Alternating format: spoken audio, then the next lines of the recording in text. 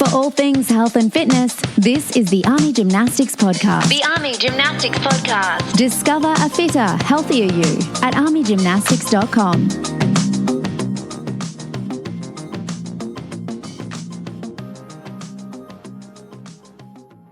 A very warm welcome to the Army Gymnastics Podcast, your guide to pushing boundaries and achieving peak performance.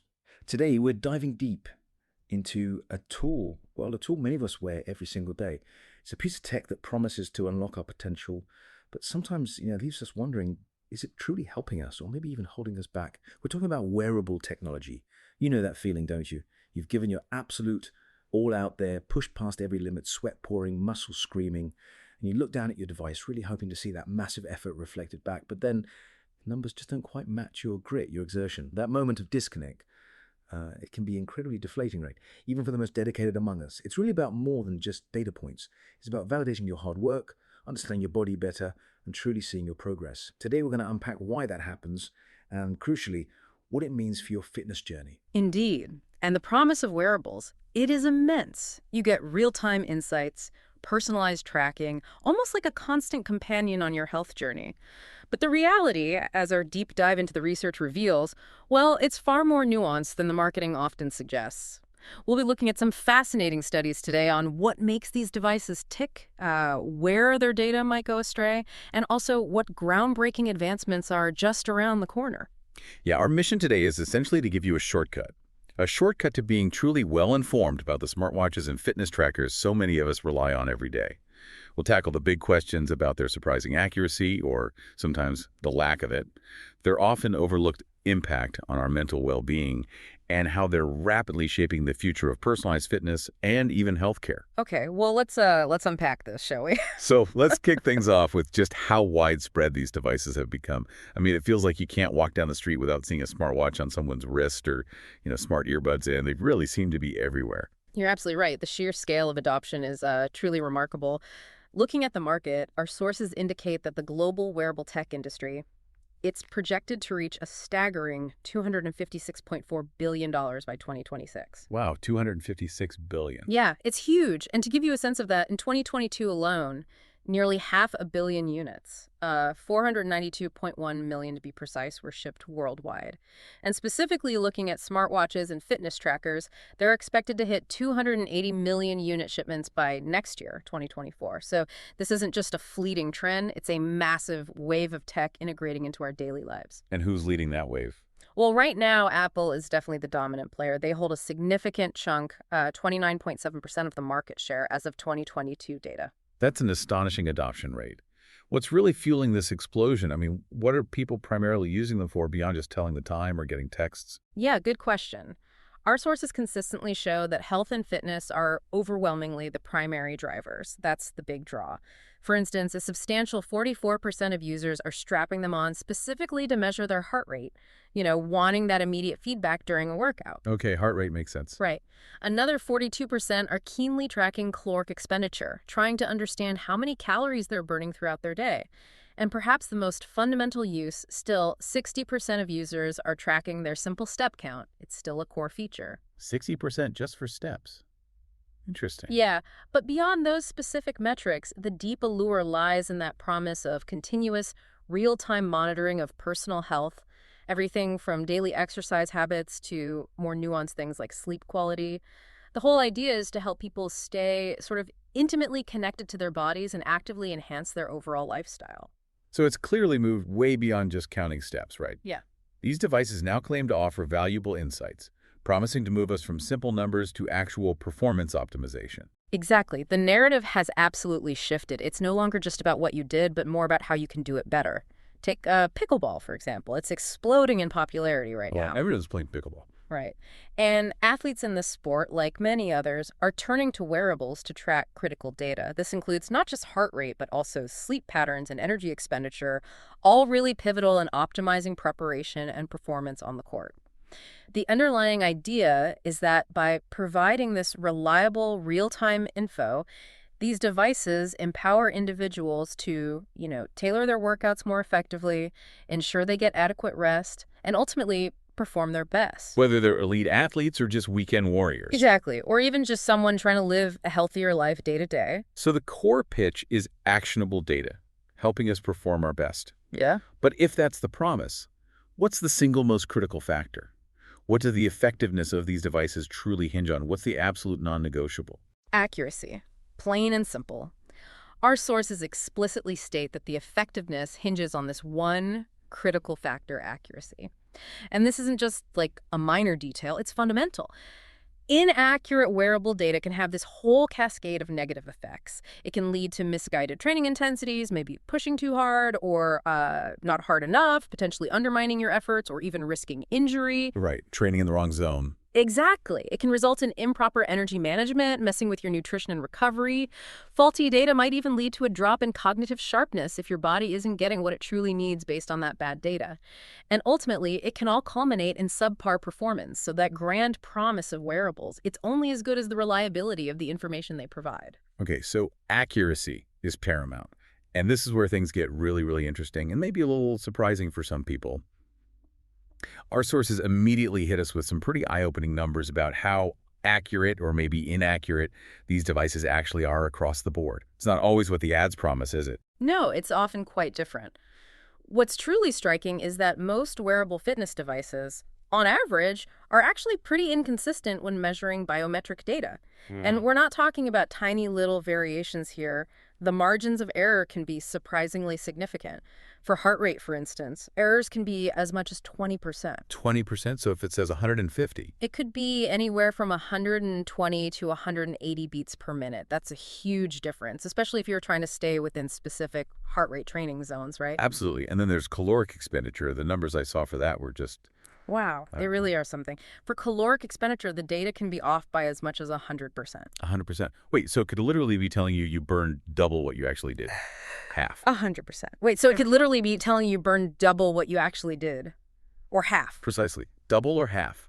Think about that. That's an enormous margin of error that could completely derail someone's nutrition plan or weight management strategy. It's a recipe for frustration. Definitely. Okay, what about sleep? That's a huge selling point now. Right, sleep tracking. Well, the majority of devices tend to overestimate total sleep time and sleep efficiency, usually by about 10%.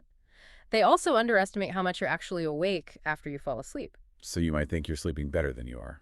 Exactly. You get this slightly rosier picture. And for simple step count, they tend to underestimate by about 9% on average. And for aerobic capacity, that VO2 max metric, these devices can overestimate it by 15% when you're resting and up to 10% during exercise tests.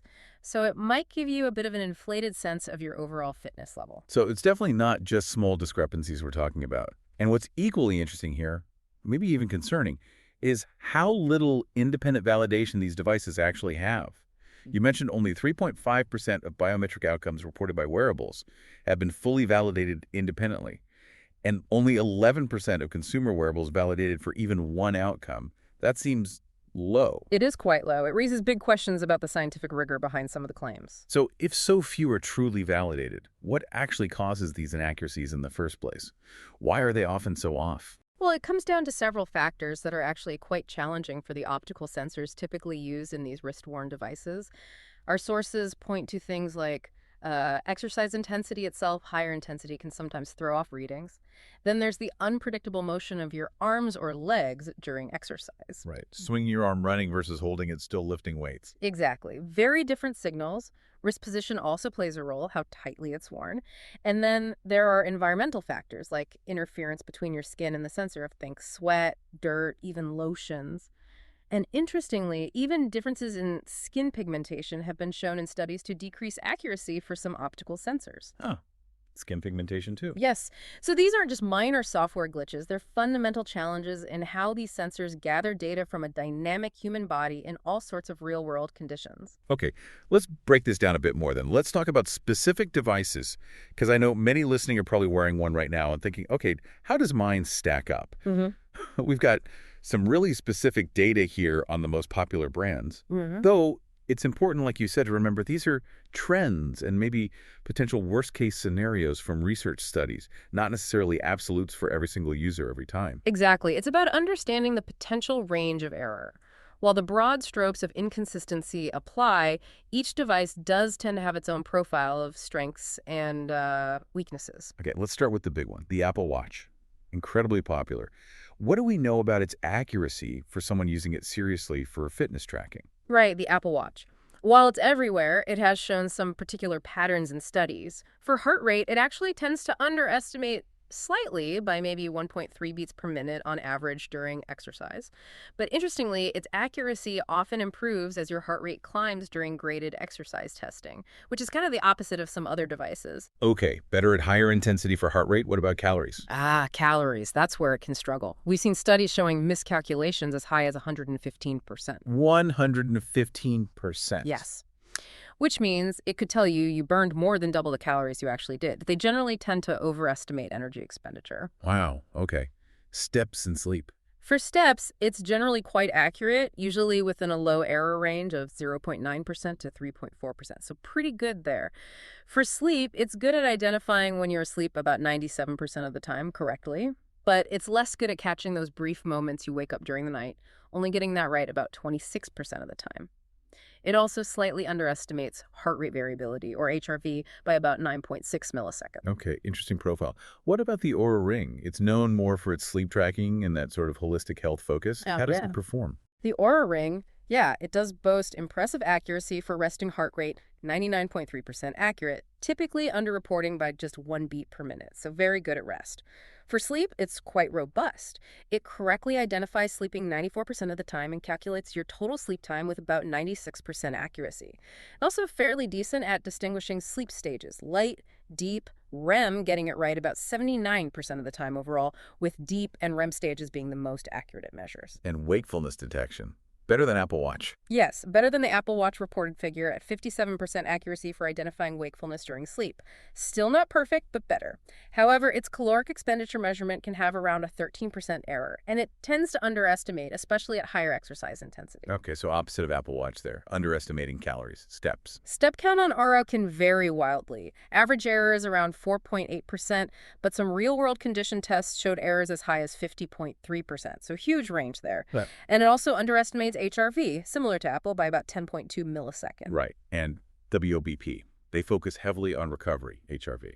Whoop really shines on heart rate and heart rate variability, which are central to its whole recovery philosophy. It's highly accurate for heart rate, 99.7%, and HRV, 99% accurate, underestimating HRV by only a small 4.5 milliseconds, so very consistent there. That sounds impressive for those metrics. Sleep. For sleep, it identifies when a person is sleeping about 90% of the time and wakefulness 56% of the time, similar to Oura there. And Whoop notably doesn't count steps at all. It focuses instead on its proprietary metric called strain, which considers both heart rate and activity intensity simultaneously. Compared to gold standard sleep studies, WAP deviated the least for total sleep time, light, and deep sleep stages. However, it tended to overestimate REM sleep by about 21 minutes on average. Interesting, focusing on strain, not steps. Okay, Garmin. Yeah. Huge player, especially for runners, cyclists, outdoor athletes with GPS. What do the numbers say? Garmin devices generally show good heart rate accuracy, with error around 1.16% to 1.39%. Pretty solid. But its caloric expenditure error, again, can range widely, anywhere from 6.1% up to a substantial 42.9%, depending on the study and activity. Big range for calories. Steps. Step count can be off by almost 24% on average in some tests. For sleep, Garmin is excellent at detecting when you fall asleep, 98% accuracy there, but it struggles significantly with detecting wakefulness during the night, identifying it correctly only 27% of the time. And one popular model, the Vivo Smart 4, actually tended to overestimate total sleep time significantly by nearly 47 minutes on average. It also added time to light and deep sleep while underestimating REM sleep. And it underestimated HRV by a larger margin, 22.4 meters. Wow, almost 50 minutes extra sleep reported. That could really mislead someone. Okay, Fitbit. They were kind of the pioneers in this space. How do their devices stack up now? Fitbit devices in some studies have been shown to underestimate heart rate by about 9.3 BPM during exercise. Caloric expenditure shows around a 14.8% error. Step count can be miscalculated anywhere from 9.1% up to 21.9%. For sleep, it tends to broadly overestimate total sleep time. The range is quite wide, from 7 minutes up to a remarkable 67 minutes in some studies. 67 minutes extra. Yeah, over an hour potentially added. While some models are fairly close on REM sleep, maybe overestimating by only 4 minutes, they can significantly overestimate light sleep by around 37.6 minutes. Okay. And what about Samsung? Their smartwatches are very popular too. Samsung devices, they tend to underestimate heart rate by about 7.1 BPM during exercise. Their step count error is typically lower, often between 1.08% and 6.30%. However, energy expenditure again shows a significant error range, 9.1% to 20.8%. They also underreport heart rate variability by about 18.24 meters. And one specific model, the Galaxy Watch 3, was reported to identify sleep stages accurately about 65% of the time, which is, moderate compared to some others we've discussed. Right. Finally, Polar. They have a long history specifically in heart rate monitoring, right? They do, and Polar devices offer an interesting insight into where you wear the device. On average, Polar sensors worn on the upper arm, not the wrist, showed a very low 2.2% error for heart rate. Really strong accuracy in that configuration. Upper arm. Okay. What about wrist-worn Polar? Wrist-worn Polar devices identify sleeping 92% of the time and wakefulness 51% of the time. Pretty decent on wakefulness detection. They also underestimate HRV by about 8.7 meters. For wrist-worn caloric expenditure, they show around a 16.7% error during moderate intensity exercise, and they generally tend to underestimate calories. And Withings, they had those hybrid watches too. Yeah, Withings. Their scan watch measures heart rate with about 311% error during free living activity, so sort of normal daily life. An older device, the Pulse O2, calculated energy expenditure with a really wide error range, 20% to 98%. Total sleep time error was around 6%, but in some instances could be as high as 56%. And step count estimations on Withings devices range hugely, from 0.7% error up to 58.3%. So lots of variability there too. Okay, so it really sounds like while some devices might excel in very specific areas like WO with HRV or Oura with resting heart rate, none are universally perfect across all the key metrics people track. And seeing those potential worst-case scenario error margins like 100% for calories or nearly an hour off on sleep, it really puts into perspective why you might sometimes feel your device just isn't quite capturing your effort or your rest accurately. It absolutely does. The collective data really points to this general inconsistency across most consumer devices when measuring complex biometric data. While the technology has improved tremendously over the years, and it's expected to continue doing so, the current reality is that users really need to approach the data with a critical eye, especially when it comes to things like caloric expenditure and nuanced sleep stage tracking. The takeaway isn't that they're useless, not at all, but they're perhaps best viewed as guides or trend indicators rather than always precise scientific instruments, That makes sense. Guides, not gospel. But there's a new development you mentioned that sounds like it could be a significant game changer for millions of people. Yeah. What's this about fitness trackers potentially failing people with obesity? This feels like a really critical area of bias in tech design that often gets overlooked. It really does, and it raises that important question again. Who are these devices really built and tested for? It turns out that most of the current activity monitoring algorithms, the software doing the calculations, were primarily developed and validated using data from people without obesity. So the baseline is skewed. Essentially, yes. This means for individuals with obesity, existing trackers often inaccurately measure their activity. This can lead to really discouraging results and critically misguided health data. For example, older hip-worn trackers often misread energy burn because of changes in gait, how someone walks, and device tilt, which can be more pronounced in individuals with higher body weight. And while the newer wrist-worn models are generally more comfortable and easier for people of all body types to wear consistently, they often haven't been rigorously tested or specifically calibrated for this group either. So if the data is consistently off, it could completely undermine all the effort someone is putting in. That sounds incredibly frustrating and potentially demotivating. Deeply frustrating. Imagine putting in that hard work, pushing yourself in an exercise class, only for your device to tell you it barely registered because it wasn't designed with your body type in mind. It can lead to people just giving up on tracking, or worse, feeling like their efforts are pointless. That's just awful. So what's being done about this significant and, frankly, unfair gap in the technology? Well, this is where some really innovative research is stepping in to address this exact problem. Scientists at Northwestern University's Habits Lab, led by a researcher named Nabil Al-Shurfa, have developed a groundbreaking new smartwatch algorithm. And importantly, it's open source, and it's specifically tuned for people with obesity. Specifically tuned. How accurate is it? This isn't just like a small tweak. It delivers over 95% accuracy in measuring calories burned for this population. That's truly impressive accuracy. In fact, their research showed it rivals the accuracy of gold standard lab equipment used in clinical settings, things like metabolic carts that directly measure oxygen consumption. Wow, 95% accuracy rivaling lab gear. That's huge. It is. This advancement aims to make it significantly easier and more accurate for millions more people to track their daily activities and energy use, ensuring their hard work actually gets seen and appropriately measured by their device. And the inspiration for this research apparently came from Al-Shurfa's personal experience, seeing his own mother-in-law putting in tons of effort in an exercise class, but not getting recognition on a leaderboard because the standard tracker wasn't calibrated for her body type. That personal connection makes it even more powerful. It really highlights a vital shift towards creating more inclusive and equitable technology, which is so needed. Absolutely. It shows that the technology can adapt to individual needs if the effort is made to design and validate it correctly for diverse populations. Okay, so we've talked a lot about the physical data and the accuracy challenges. Let's shift gears a bit. How do these devices affect us psychologically? It seems like this constant stream of numbers, this relentless tracking of our bodies and behaviors, could be a real mixed bag for our mental well-being. It absolutely is, and this is where that double-edged sword aspect really comes into sharp focus. On one hand, yes, fitness trackers tap into our innate human desire for self-improvement. They can certainly motivate healthy habits by giving us clear targets and that immediate feedback we crave. But that very same constant feedback loop can become a significant source of stress and anxiety for many people. How so?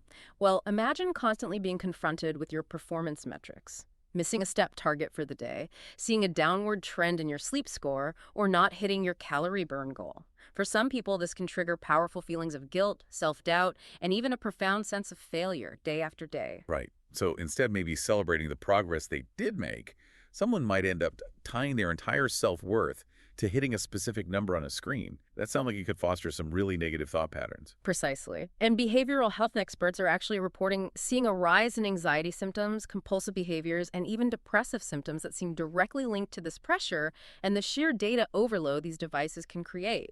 Compulsive behaviors, like checking it constantly. Exactly. Compulsive checking, feeling anxious if the battery dies or they forget to wear it, needing to close the rings no matter what. And for individuals who are already at risk, maybe those with existing anxiety disorders, depression, or perhaps a history of disordered eating these devices, can be especially problematic. The relentless pursuit of this data-driven perfection can, quite ironically, lead to obsessive behaviors around exercise and food, pushing people towards overtraining, and in some cases, even contributing to exercise addiction. It can undermine the very health goals they were meant to support. That's a serious potential downside. And it brings up something I've heard mentioned, particularly around sleep tracking, this term orthosomnia. It sounds kind of counterintuitive for a device meant to improve sleep. What is that exactly? Yeah, orthosomnia is indeed a term that some sleep specialists are using, and it really highlights a critical concern in this area. It basically describes this intense, almost obsessive desire to achieve perfect sleep, and that desire is typically driven by the constant monitoring provided by these wearable devices. So striving for the perfect sleep score. Exactly. The core concern here is that some users start to rely too heavily on their devices to tell them how well they slept. And critically, they might overestimate the actual validity and precision of the sleep stage data these devices provide, which we know can be inaccurate. This over-reliance can then, paradoxically, lead to increased sleep-related anxiety rather than the improved sleep the device promises. So worrying about the data itself keeps them awake. Pretty much. Instead of listening to their own body's natural cues for rest and tiredness, individuals might get stressed out about the numbers on their screen. Why wasn't my deep sleep score higher? Why did it say I was awake so much? This can create a detrimental cycle of worry about their sleep data, which then interferes with actually getting restful sleep. That makes sense. Okay, what about the social aspect? Many devices encourage sharing achievements or competing with friends on leaderboards. Is that always a positive thing? Or are there downsides to making all these metrics so public? Like most things here, it's mixed. For some people, especially maybe those who thrive on external validation or really enjoy that sense of community, it can foster collective motivation and even some healthy competition. It can push them. But for others, particularly individuals perhaps prone to low self-esteem or social comparison, it can really fuel negative self-comparisons. Seeing everyone else's perfect workouts. Right. Constantly seeing others seemingly hitting higher targets or achieving perfect scores can deepen feelings of inadequacy or even worthlessness. It can make them feel less inspired and more discouraged. And furthermore, this increasing push we're seeing for more holistic wellness features things like stress tracking or even mood analysis, while often well-intentioned, can lead to a whole new set of challenges. Like what? Well, first, there's the risk of just sheer data overload. Too much information, too many scores to track, can simply overwhelm users and lead to increased anxiety about managing it all. Then there's a more subtle danger of false reassurance. A user might ignore genuine physical or mental health symptoms because their device isn't flagging anything unusual, potentially delaying necessary professional medical care. My watch says my stress is low, so this chest pain must be nothing. Exactly that kind of thinking. And finally, tracking things like stress and mood raises really significant privacy risks concerning this highly sensitive behavioral health data. Who sees it? How is it used? That's a major ongoing concern. Definitely. Okay, so if the raw data itself can sometimes be a stressor, what about using wearables as part of a bigger system, something designed specifically to encourage positive behavior, maybe through incentives and games? This is where behavioral economics comes into play, right? This is exactly where behavioral economics offers a really interesting angle, moving beyond just focusing on the raw data points themselves. Our sources described one such platform called GoodCoins. It explored how these kinds of incentivized behaviors can work in practice. This platform was designed specifically to encourage physical activity, mainly walking, running, and cycling, and it did this through gamified group challenges and a unique reward system. Okay, gamified challenges and rewards. How did it work? Registered members would sync their own wearables, their Fitbits, Garmins, etc., to the GoodCoins platform, which would then track their activity. As these members met the targets set in various challenges, they were rewarded with a virtual currency called GoodCoins. These good coins could then be redeemed in the Good Coins online shop for products that were specifically designated as planet or people-friendly, so things like sustainable goods or fitness gear. It's a fascinating blend of tracking technology, behavioral economics, and trying to tie it to social good. That does sound interesting. What were the key findings from the study on Goo Coins? Did it actually work to get people moving more, or was it mostly people who were already active anyway? Well, the study, which included nearly 1,300 users who had connected their devices, did yield some encouraging results, but mainly for those who were already engaged with the platform.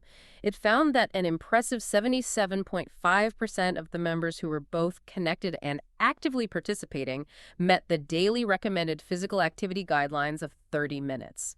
In fact, their total daily average activity was quite high, around 107 minutes. So for those already plugged in and taking part, the system seemed to reinforce positive active habits. So high engagement among the active users. What activity were they doing mostly? Walking was overwhelmingly the primary activity recorded for 96.1% of these users. And for the members who actually went on to redeem their Good Coins, the average balance they cashed in was around 4,000 Good Coins, which was equivalent to about US $40 at the time. And interestingly, over half of these redemptions were for fitness or outdoor products, suggesting some alignment between the rewards and the healthy lifestyle theme. Okay, so it suggests that challenges and incentives can be effective, at least for a certain segment of the population who are already motivated to connect their device and participate. Did the study find, a sweet spot for the incentives themselves? Was there a certain reward amount that seemed to work best to get people to complete challenges? Yes, the study did look into that. It found that participants were most likely to complete the challenges when the rewards offered were somewhere between 201 and 300 G coins. That range saw a solid 67% completion rate. But interestingly, the trend wasn't strictly linear, meaning more reward didn't always equal higher completion. For example, completion rates were slightly lower, 64%, for rewards between 501 and 600 Ju coins, and they actually dropped to 47% for rewards over 600 Ju coins. Huh. So bigger wasn't always better. Apparently not. It suggests there might be a point of diminishing returns, or maybe that the perceived value or attainability of the reward needs to be just right, rather than simply being as high as possible. Maybe too high felt unachievable or less motivating for some reason. Interesting psychology there. So While it definitely highlights the potential for these kinds of cooperative games and incentives to be powerful motivators for some, did the study definitively say if these incentives actually changed the behavior of previously sedentary people? Or was it mostly attracting those healthy adherers you mentioned, people who were already active? That's the crucial question, isn't it? And the study itself acknowledged this limitation. It remains undetermined whether these highly active participants were primarily healthy adherers, meaning they were already physically active when they signed up and just used the platform to augment their existing habits, or if the incentives truly managed to shift behavior among previously sedentary individuals. Yeah, that's always the challenge with these kinds of real-world studies. It is. You get self-selection bias. However, the study did highlight the potential influence of cooperative games and also the role of what they called super users, a small percentage of participants who were extremely engaged and active. These super users seem potentially able to influence less active members through social dynamics within the platform. This suggests a powerful social dimension to wearable use and gamification, where the highly active might inspire broader participation, even if the direct impact on creating new activity wasn't definitively proven in this particular study. It hints at the power of social connection in these platforms. Right, the social proof aspect.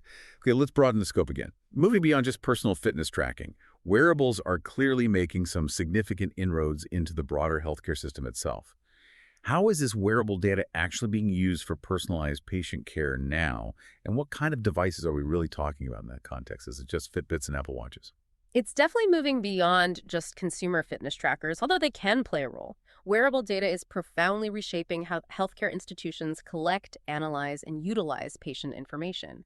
The goal is more personalized and proactive care, and the range of devices is expanding. Yes, it includes those familiar smartwatches and fitness trackers, but it also extends increasingly to specialized, sometimes even medical-grade wearables. Think things like continuous glucose monitors or CGMs for diabetes management, or advanced cardiac monitors designed specifically to help prevent serious complications from heart disease. These are evolving into real clinical tools. So this isn't just about tracking steps or sleep quality for your own interest anymore. This is potentially about detecting serious medical conditions or providing critical data for actual medical diagnosis and intervention. That feels like a huge leap. It truly is a significant leap. These devices, both consumer and medical grade, are capturing increasingly sophisticated vital data. We're talking about continuous heart rate monitoring over days or weeks, complex ECG patterns that can detect arrhythmias, activity levels that give doctors insights into sedentary versus active time beyond just steps, plus sleep quality data that can help diagnose sleep disorders, and even continuous or frequent measurements of blood pressure and blood oxygen levels. And how accurate are they proving to be for detecting actual medical issues? Well, it's still an evolving field, but some meta-analyses of real-world accuracy are showing promising results for specific applications. For instance, studies suggest wearables can help predict COVID-19 infection with around 80.2% accuracy, often by detecting subtle changes in heart rate or temperature before symptoms appear. They show potential for detecting atrial fibrillation, or AFib, a common heart rhythm disorder, with about 87.4% accuracy based on ECG or optical sensor data. And fall detection features are proving effective, around 81.9% accurate in identifying falls, which is crucial for older adults. That's quite impressive for prediction and detection. It is, and this integration enables this continuous monitoring of patients, often outside the clinic walls. This allows for potentially more precise and timely interventions, like a doctor getting an alert about an abnormal heart rhythm almost as it happens. It also really empowers patients, giving them an active role in managing their own health by providing visibility into their own physiological data in ways that were previously only really available during a doctor's visit or a hospital stay. Right, putting more data and potentially power in the patient's hands. Okay, we connect this now to the bigger picture. AI is everywhere, right? And it's certainly impacting fitness, just as it is healthcare. Looking ahead, maybe to 2025 and beyond, what are the top trends shaping the fitness industry as AI becomes even more deeply integrated with wearables and apps? AI is absolutely poised to make fitness radically more efficient, hyper-personalized, and hopefully more accessible for everyone. The market projections reflect this. The market for AI fitness apps alone is expected to surpass $23.98 billion by 2026. That's massive growth. $24 billion just for AI fitness apps. Right. What are the key trends driving that? Several key trends are really emerging strongly. First, we're seeing the development of truly hyper-personalized workout and nutrition plans. AI algorithms are getting incredibly sophisticated. They're analyzing not just your basic age, weight, and fitness level, but also your specific goals, your dietary preferences, allergies, and even in some cases, genetic information. Genetic information, like from DNA tests. Exactly. There are platforms like Alter.me that aim to use genetic data to further tailor recommendations. This allows for the creation of truly customized routines and meal plans designed for an individual's unique biological makeup and needs, moving far beyond generic templates. That's incredible personalization, moving from generic advice to something potentially tailored right down to your DNA. What else is AI enabling? Another major trend is the rapid rise of AI-powered virtual personal trainers. We're seeing apps like Kemptai and Sensei.ai leveraging advanced computer vision using your phone's camera and 3D motion capture technology. What they do is provide real-time feedback on your exercise form and technique while you're working out. Lower your hips, keep your back straight. This helps reduce injury risks significantly and really enhances workout effectiveness. It's like having a professional coach right there in your living room watching you. Real-time form correction, that's huge for safety and results. Definitely. We're also seeing immersive VR and AR workouts becoming more popular, and AI is set to enhance these experiences dramatically. AI will offer real-time feedback and adjustments during these virtual workouts, making them far more engaging, adaptive, and effective than just following a pre-recorded video. So AI is making the whole fitness experience more interactive and intelligent. Are the wearables themselves becoming smarter as well, beyond just tracking? Absolutely. That's another key trend. Advanced AI-enabled wearables. We're moving beyond basic tracking of steps and heart rate. These next-generation devices will provide much deeper insights into things like your recovery status, your stress levels throughout the day, and your overall well-being. And crucially, they'll offer practical, actionable advice based on this holistic view of your data, helping you optimize your health routines proactively. Maybe take a rest day today. Try some deep breathing exercises now. Okay, and this extends into the home gym too. Yes, smart home gyms are another big area. AI-powered equipment, smart mirrors, connected weights, adaptive treadmills combined with virtual trainers are bringing professional-level gym quality right into your personal space. They monitor your performance in real time and adapt your routines on the fly. And lastly, but very importantly, there's a growing focus on mental health and wellness integration. AI technologies will increasingly track metrics related to stress and emotional well-being, perhaps through HRV or even analyzing voice patterns. And based on this, they'll recommend things like mindfulness practices, guided meditation, or breathing exercises. This marks a really significant step towards a more holistic approach to health, finally integrating mental and physical well-being tracking. It really sounds like AI is pushing us towards this future of ultra-personalized coaching, monitoring, and holistic health management, accessible even right from home. That's definitely the vision, yeah. This all sounds truly amazing, almost sci-fi. But with all this incredibly sensitive data being collected and all this advanced tech making decisions, what are the challenges? There must be some significant hurdles and risks to overcome to make sure this is all reliable, safe, and ethical. You're absolutely right to ask that. This ambitious vision for wearable tech and AI in health and fitness comes with some very significant hurdles that need careful navigation. The first, and perhaps the most critical challenge, revolves around data privacy and security. It's paramount.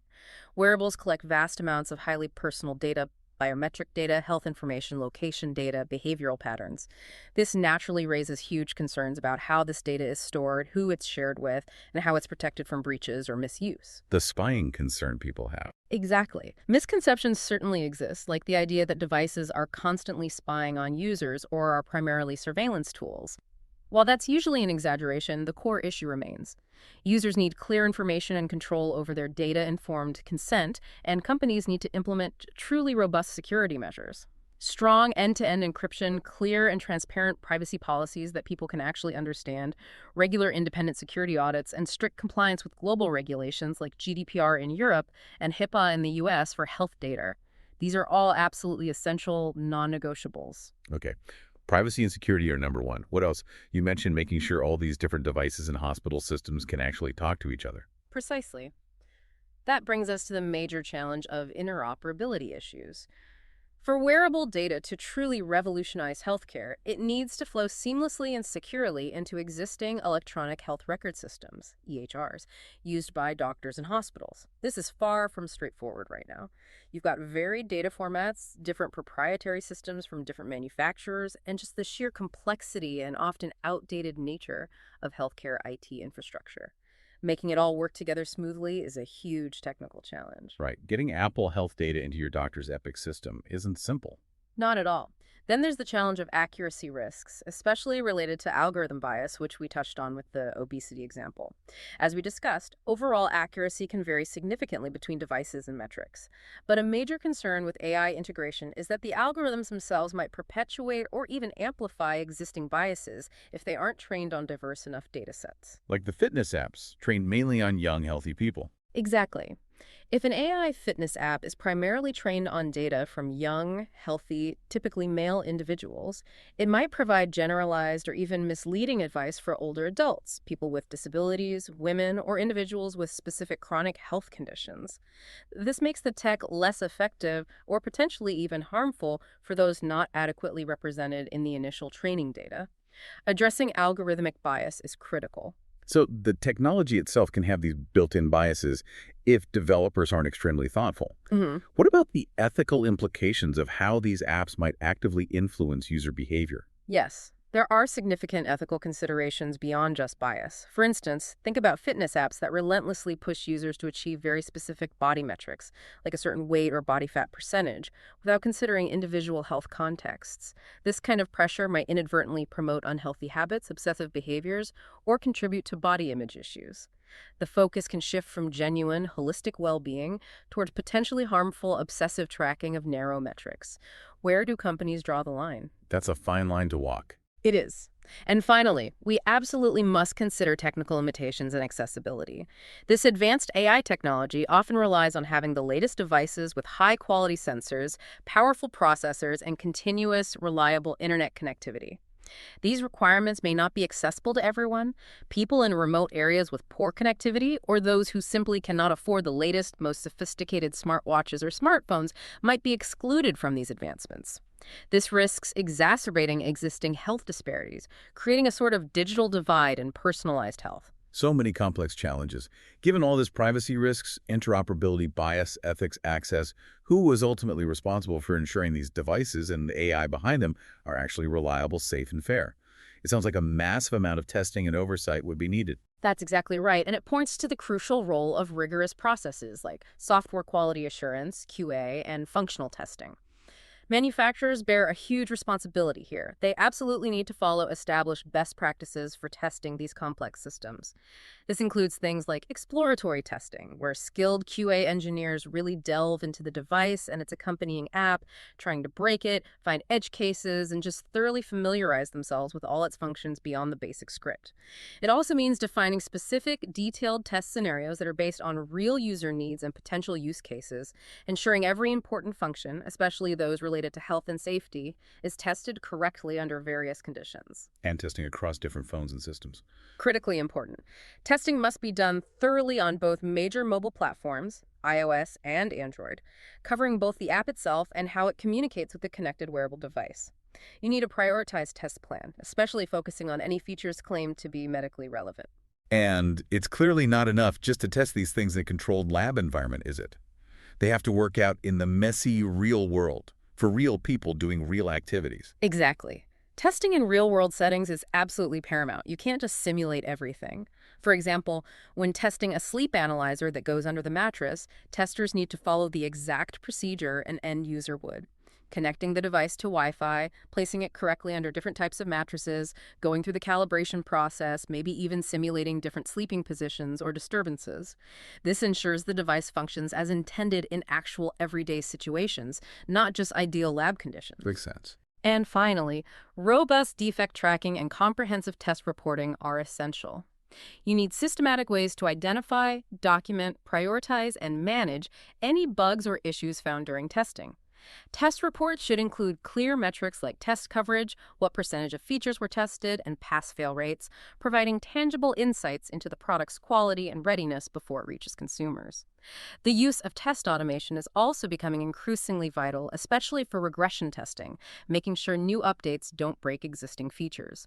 Automation can help thoroughly test critical functions repeatedly, saving time, reducing costs, and ultimately increasing user confidence that the device they're relying on is actually reliable. It's a multifaceted, ongoing approach to ensuring quality and safety. That's a lot that needs to go into it behind the scenes. Yeah. Okay, so wrapping this all together, what does this complex picture mean for you, the listener, right now? Someone who might be using a wearable already or maybe considering getting one. How do you cut through all the marketing hype and the misinformation we've just discussed and actually make informed choices for your own health and fitness journey? Yeah, that's the crucial takeaway. The very first step is simply informed decision-making. It's so important to understand what these devices are and perhaps more importantly, what they are not. It's really easy to fall for misconceptions, sometimes fueled by marketing, that wearable tech can somehow diagnose illnesses or cure medical conditions.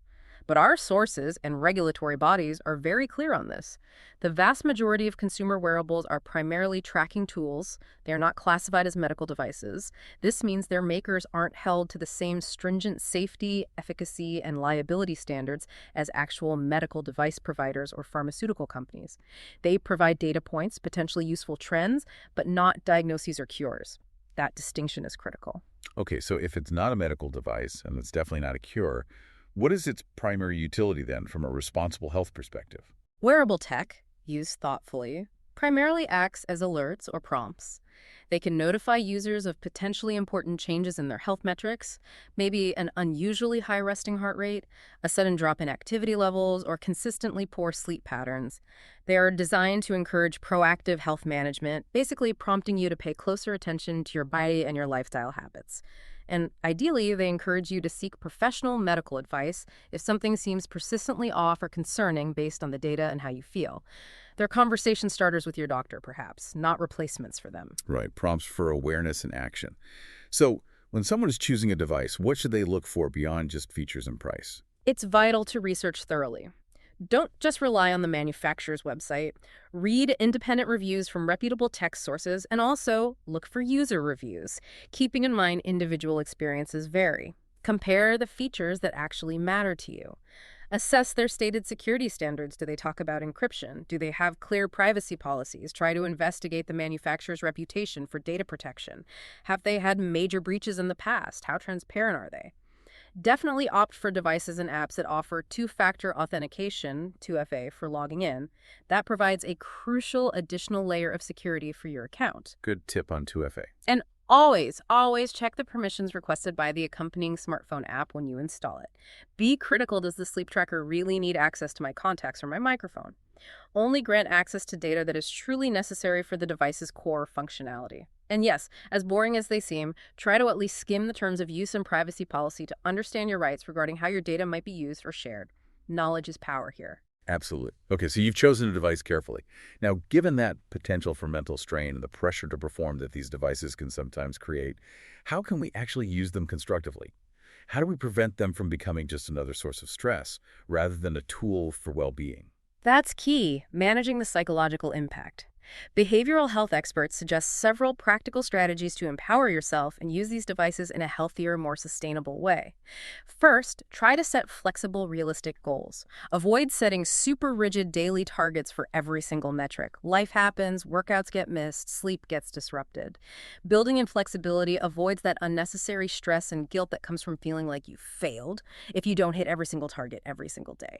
Second, and this is so crucial, consciously work to use the data as a guide, not as a measure of your self-worth, your value as a person, your effort, your overall health journey. It's all far more complex and meaningful than any single number on a screen can ever capture. Don't let the tech define you. Easier said than done sometimes, but vital. What else? Third, and this is especially important if you are using a tracker to help manage a specific health condition, or if you find yourself experiencing significant distress related to tracking, collaborate with professionals. Don't be afraid to review your wearable data with your doctor, a psychologist, a psychiatrist, or a therapist. They can help you interpret the trends in the context of your overall health. distinguish normal fluctuations from actual warning signs, and develop coping strategies for any anxiety or pressure the tracking might be causing. And telehealth makes that easier now. Exactly. The rise of telepsychiatry and virtual care has made this kind of professional guidance much more accessible for many people. You can often share your data digitally beforehand. Fourth, consider pairing your trackers with dedicated mental health tools. This could mean using mindfulness apps, guided meditation resources, or digital cognitive behavioral therapy, CBT tools, alongside your fitness tracker to reinforce healthy routines and build mental resilience. Think of it as supporting both body and mind. So integrating physical tracking with mental wellness practices. Precisely. And finally, remember that it's okay to take breaks. If you find that tracking is becoming a consistent source of distress, if you're compulsively checking it, if it feels overwhelming, just step away from it. Take the device off for a day, a weekend, even a week or longer if you need to. Disconnect to reset your relationship with the technology and reconnect with your internal body cues. It's about being mindful of the psychological impact and maintaining control over the tech, not letting it control you. That all sounds like really solid advice. It really boils down to critical thinking, doesn't it? Understanding the device's capabilities and its limitations, and always remembering that professional medical or mental health treatment should complement wearable data, never be replaced by it. Exactly. It's about integration, not substitution. Ultimately, wearable tech offers some incredible potential benefits in terms of health monitoring, motivation, and personal insight. But its actual impact on our overall well-being is complex. It's nuanced, and it's deeply personal. And as this technology continues to evolve at breakneck speed, so too must our understanding of its psychological effects and our conscious approach to using it wisely and healthily. It really is about finding that individual balance, isn't it? Okay, as we wrap up this deep dive, what's the final thought you want to leave our listeners mulling over as they navigate this ever-evolving landscape of wearable technology? While looking ahead, as these wearables become even more sophisticated, maybe starting to measure things like our emotional well-being through subtle cues, or even integrating genetic predispositions into their recommendations, a really profound question arises. How do we, collectively and individually, ensure that this ever-increasing torrent of deeply personal data serves to truly empower us? How do we make sure it enhances our lives in meaningful ways, rather than just becoming another source of societal pressure, anxiety, or even a poor substitute for genuine human connection and expert professional guidance? It's a huge question, and it's one for both the manufacturers who design these powerful tools and for all of us as users to grapple with thoughtfully, ensuring that technology truly serves our holistic well-being in the most beneficial ways possible. That's a powerful thought to end on. What a deep dive into the world of wearable tech. From that incredible promise of personalized data insights to the surprising pitfalls and accuracy issues, and looking towards those cutting-edge AI advancements, it's crystal clear these devices are shaping our health journeys in really profound ways. Remember, the ultimate goal here is always to optimize your performance and your well-being, both on and off the court in whatever arena you compete. And for expert fitness advice, truly personalized plans that are designed to understand your unique journey and goals, be sure to visit armygymnastics.com. It's your go-to resource to help you reach your peak potential. Start your journey today at armygymnastics.com.